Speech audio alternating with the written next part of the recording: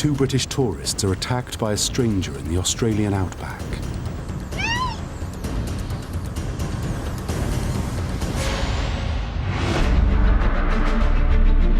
The incident triggers one of the biggest investigations in Australian criminal history. But there's no trace of the attacker, no murder weapon, and no body. Is very much a needle in a haystack situation. I don't think things could look any blacker. Within days, one of the victims has the finger of suspicion pointed straight at her. What was this woman hiding was the question that people were asking.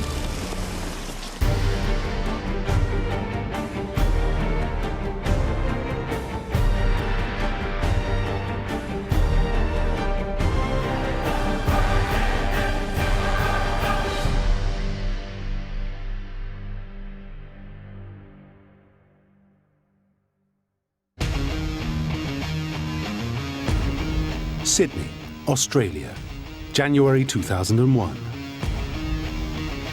Home to iconic architecture and a vibrant social scene, the city has recently hosted the Olympic Games.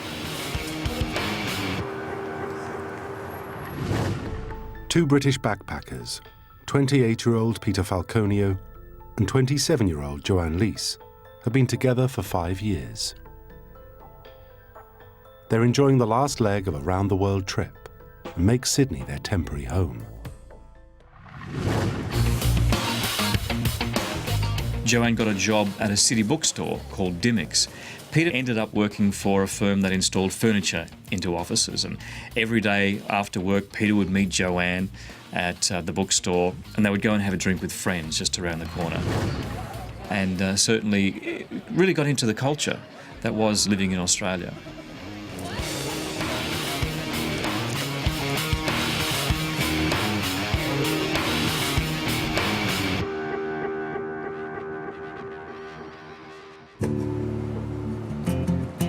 After 6 months in the bustling city, the couple head off for a change of scenery. Their next stop, Australia's beautiful but barren interior, the Outback. Travelling in the Outback does have its inherent dangers because it is so isolated. If your vehicle breaks down and you are stuck in searing heat, it can be a very serious situation indeed, let alone the fact that there is no contact with anybody else. So if indeed you do come across perhaps some unsavoury characters, you have no opportunity of assistance unless there is other passing traffic. That's very rare in that part of Australia. On the afternoon of the 14th of July 2001, the couple leaves Alice Springs, a frontier town in the heart of the Outback.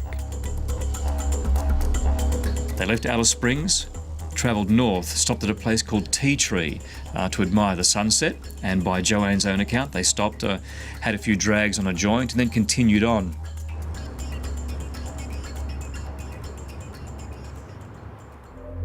At around 7:30 p.m, the couple notices bright headlights closing in behind them.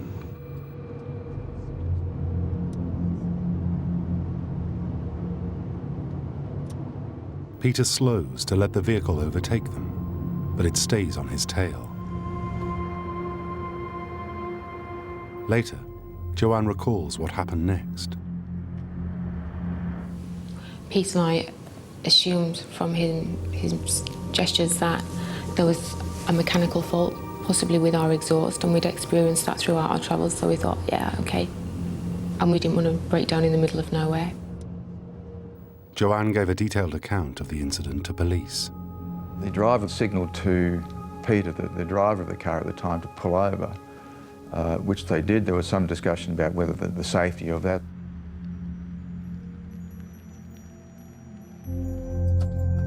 Joanne says Peter then steps out of the vehicle and tells her to wait inside.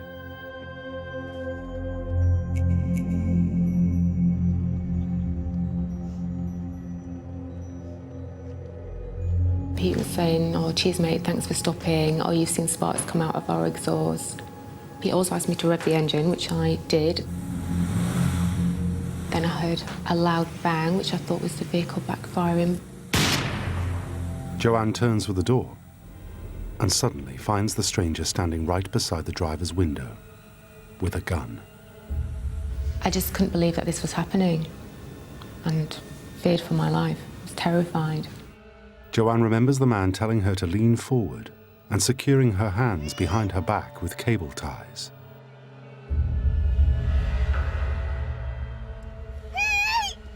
Peter is nowhere to be seen. She's pushed out of the car. There is a struggle as he was trying to tape her legs together.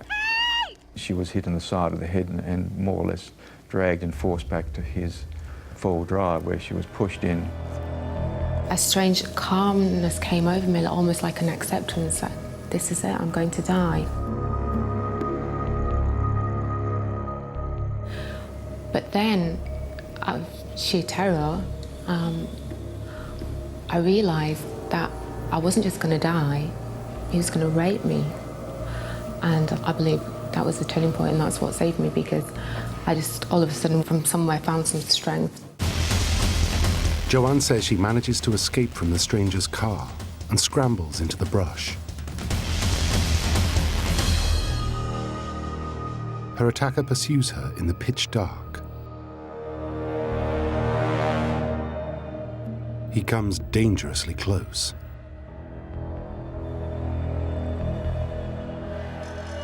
But isn't able to find her. Eventually, he gives up.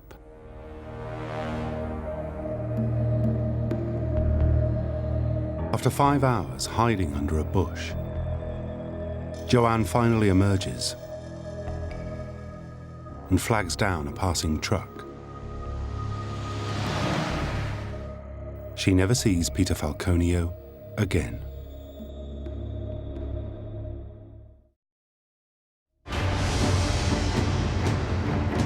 Joanne's account to police sparks one of the biggest manhunts in Australian history. Roadblocks are set up, and aerial and motorcycle teams scour the bush. They have to cover an area 6 times the size of Britain and twice that of the state of Texas. But they find no sign of Peter or his attacker. Until finally the couple's abandoned van, near a pool of Peter's blood, is located 185 miles from Alice Springs. The fact that we have done an extended search and have found no trace of him, I don't think things could look any blacker in terms of Mr. Falconio. Is very much a needle in a haystack situation that we're dealing with. And you don't get a haystack much bigger than the Northern Territory. The story attracts global attention. The international press descend upon the small town of Barrow Creek. It's now 4 days since the abduction along this stretch of road, just over there where the orange cones have been placed. The journalists are hungry for information, but the only witness to the crime is reluctant to speak to the press. Rumours start to circulate about why Joanne won't talk. She quickly turns from victim to accused.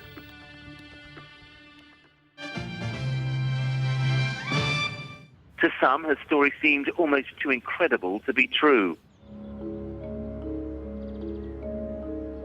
To have someone claim that they were stopped in the middle of the desert and that their boyfriend had gone missing, not sure how or why, and that someone was pushing around in the desert, it was quite unbelievable. It just seemed to be like such a rare occurrence for something like that to happen. Then, 11 days after the attack, Joanne Lees finally breaks her silence. Accompanied by one of Peter's brothers, she agrees to speak to the media. The statement was brief, and she more or less held her composure throughout. I am feeling positive and strong and believe it's only a matter of time now before the man responsible for what has happened to Pete and myself is caught. If I could say one thing to this man who did this, I would ask him to let the police know where Pete is. She's defensive about the media speculation of her story. I've got a problem with all press that distort the truth and doubt my story. Anyone that's spoken to me or has been in contact with me, no one doubts me. it's only media that questioned my story. But her appearance fails to quell suspicions. It suggested that she doesn't look like a woman who's just been through a terrifying ordeal. We don't have this sort of crime happen in Australia so much. There's a great camaraderie in the outback of Australia. Communities know each other, and for that reason, it seemed to be so unusual. Ultimately, Joanne's stoic nature and reluctance to actually open up during those media conferences then, I guess, put fuel to the fire, unfortunately. What was this woman hiding was the question that people were asking.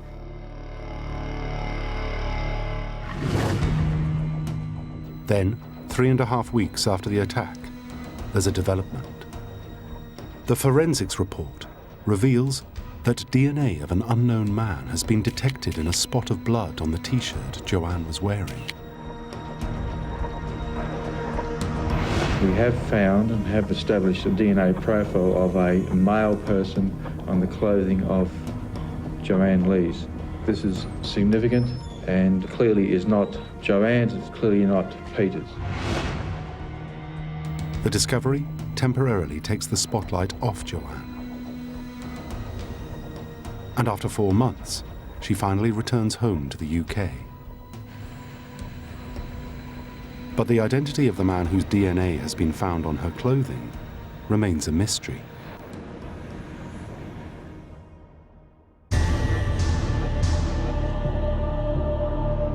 It's another year before the investigation takes a step forward. In August 2002, an itinerant drug runner is picked up by police in South Australia in connection with an alleged abduction and rape. What became of interest to us was the equipment that he had with him, the ties. The fact is that the victims were tied up with the cable ties and such, that he was armed at the time, and a few other things. He was driving the four-wheel drive. When the suspect's DNA is analysed, it's a match to the blood on Joanne's T-shirt.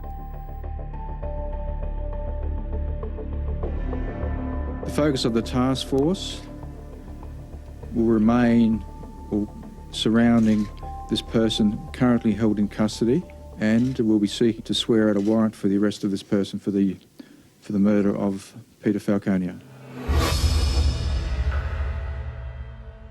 Despite not having a body or a murder weapon, police consider the DNA match compelling evidence. And Bradley John Murdoch is charged with the murder of Peter Falconio on the 14th of November, 2003.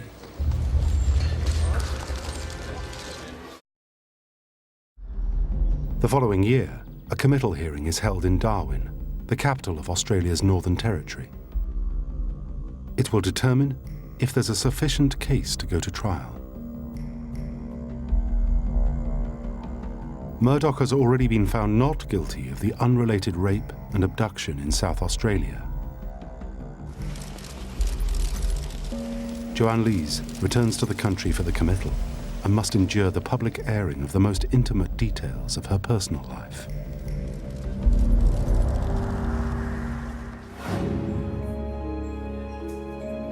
At the hearing, to the fascination of the press, it's revealed that while she lived with Peter Falconio in Sydney, she had a relationship with another man, Nick Riley. The latest revelations revolve around her behaviour at the time these pictures were taken shortly after the attack. With police searching for her missing boyfriend, Peter Falconio, she was carrying on email correspondence with another man called Nick. It took the media very much by surprise, and it was immediately a topic of monumental interest. The business with Nick Riley was almost the smoking gun, I guess, as far as the UK media were concerned. Yes, she did have an affair with this person, and she did have some other guy on the side, and she had sent emails after Peter Falconio had disappeared to Nick about catching up in Berlin when she got back, which kind of seemed somewhat inappropriate. The personal revelations only fan the flames of suspicion which still hang over Joanne. But police dismiss her affair with Nick as irrelevant, and it's decided the case will go to trial. On October the 17th, 2005, Peter's family arrived from the UK. The eyes of the world are focused on Joanne and how she will conduct herself at the trial of her boyfriend's alleged killer. When she appears, she's a transformed woman. We saw a very big change in Joanne. She was very conscious of what she was wearing. In fact, she probably dressed down quite corporate-wise, went to plain skirts, plain blouses, that sort of thing. Didn't hide herself from the media, came to the front of the courthouse, strode up confidently, and indeed sometimes said hello, hello to the media as she walked past, just out of courtesy. Morning, Joanne. How are you? So there was a tremendous change in what we saw between Joanne in those early days to how she conducted herself at the trial proper. As the proceedings begin, the prosecution must establish a murder has actually taken place. They have three key pieces of evidence. The first was that Joanne Lees heard a sound like a gunshot. There was blood on the ground, confirmed to be a DNA match with Peter Falconio. And Peter Falconio, a man who maintained contact with his family throughout his travels, had not made any contact. But the evidence is circumstantial. Even Murdoch's DNA on Joanne's T-shirt. The prosecution needs to prove Murdoch is behind the murder.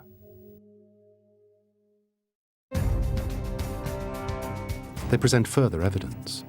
Closed-circuit video from a gas station in Alice Springs at around midnight on the night of the attack. They claim it places Murdoch in the right place at the right time.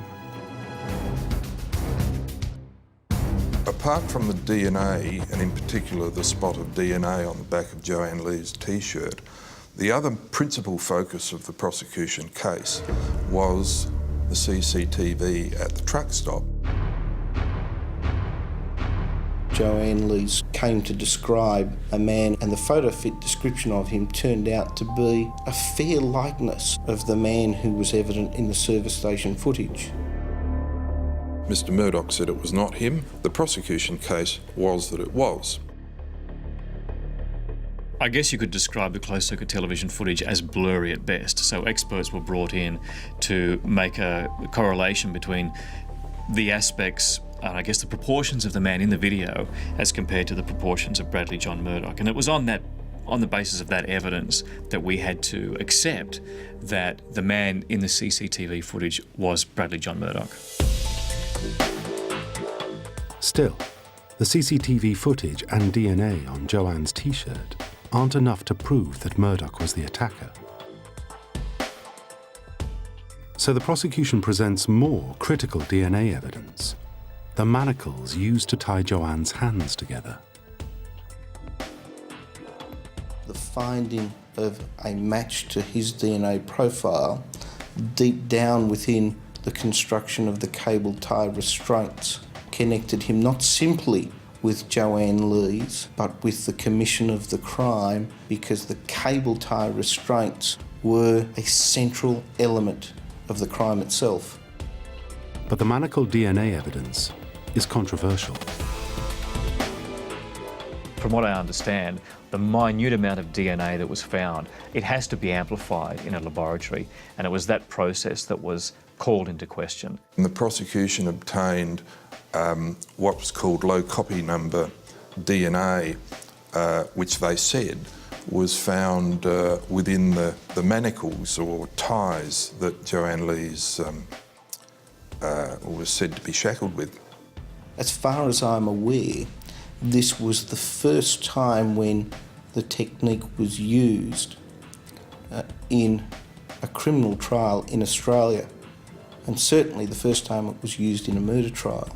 It is a technique that was developed by several leading pioneers in the area of forensic DNA analysis. In cross-examination, the defence challenges the accuracy of the technique, known as low copy number analysis. There have been other cases around the world where low copy number DNA had been used and had not been accepted as evidence because there were so many questions around it. But in this case, it was accepted. The presiding judge made no ruling one way or the other, but simply, like he did in many issues of contention,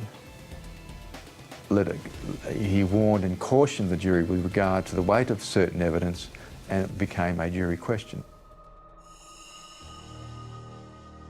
The prosecution rests its case. Despite the compelling evidence, the defence believes they can strike back with a killer blow. They focus on Joanne's original account to police. She claimed Murdoch had tied her hands behind her back. But the driver who picked her up on the road after the attack says her hands were tied in front of her body. The defence was saying, look, it's impossible for you to move your hands from the back of you to the front of you. During the cross-examination, the point was raised and Ms. Lees came to say that she could give a demonstration of this capacity. So there was an adjournment at the end of the defence's questioning. She went out to another room. She put on a pair of track pants, tied her hands behind her back with a tie from somebody's suit. Then she was sat in the witness chair again while everyone filed back into the court with her hands tied behind her back. It was like time had stood still for her at these points, so she was under a lot of pressure. She sat down on the ground, moved her hands from behind her to in front of her, and that was the end of it. It's a major turning point in the trial. Finally, people believe Joanne's account of what happened.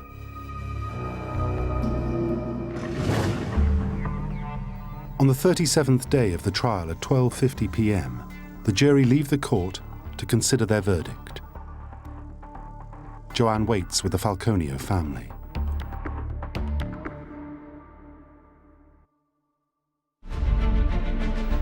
Just 8 hours later, the jury return with a unanimous decision. It's the end of a 5-year journey for Joanne. It was guilty after guilty after guilty after guilty.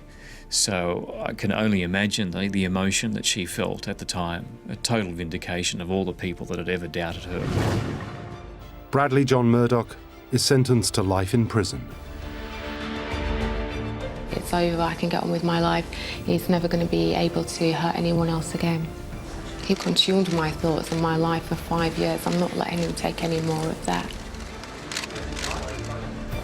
All that's left now is for Joanne to face the media, who doubted her for so long. The strongest thing, I think, was the fact that she addressed the media afterwards. The media had come together on the steps of the courthouse, and the Falconio family came forward.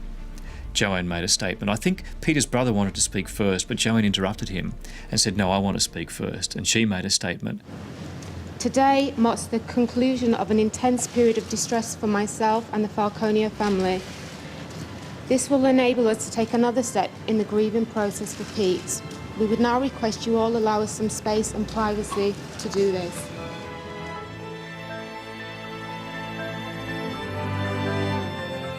That was a very strong moment.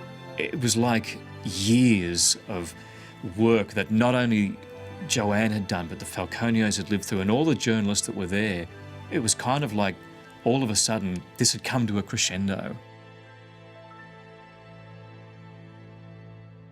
Still, one question hangs over the verdict. Where is Peter's body? We are pleased with the verdict. However, this will not bring Peter back. This has been a very long and difficult period for all of us. And the most important thing to my family now is to find Peter's body. In terms of finding Peter Falconio's body, it's certainly got to be almost impossible. When Bradley John Murdoch left the site of the crime, he went back to Alice Springs and then he drove across the country to Broome. This is a vast area of land. We're talking an area half the size of Europe where the body could be. Bradley John Murdoch is the only one with the key to the mystery. He's never admitted his guilt. He's never given any sort of indication that he was responsible and indicated where he has disposed of Peter's body. If he's got any redeeming features, I would encourage him to do so. Today, Murdoch continues to proclaim his innocence.